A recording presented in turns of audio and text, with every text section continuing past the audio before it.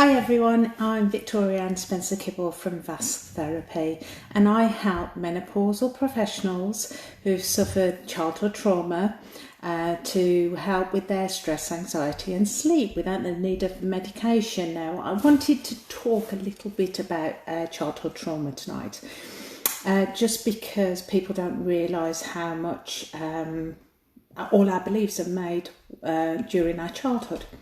So yes, before the age of 12, we can be securely attached, which means that we have a good positive self-image. We can also be anxious and oblivious, which is a detachment disorder, which means we're unpredictable. We have poor self-esteem and self-image as well. Then we have anxious avoidment, which is where we're rather negative, and we don't really deal with our emotions very well at all around other people, and our emotions we can't handle, and they scare us as well as other people. And then we also have anxious disorganized as well, and that's where they really experience fear and really low self-esteem, and really unworthy of being loved, unworthy of being good enough, just being loved as a whole. We also have different types of neglect in childhood as well. There's physical, there's emotional, there's medical, there's educational, there's environmental, supervisory. So when we think about, did my childhood actually affect me?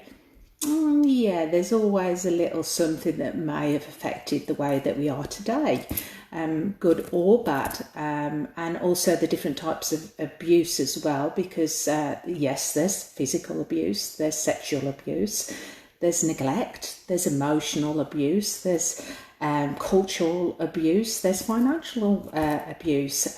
So there's a lot going on in our childhood that we don't realise whether we take on those beliefs, because it's all learned behaviour.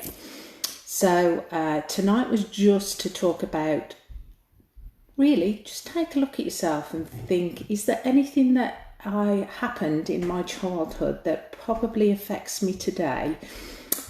Because when was the last time you upgraded this? When was the last time you upgraded this mobile phone in front of you?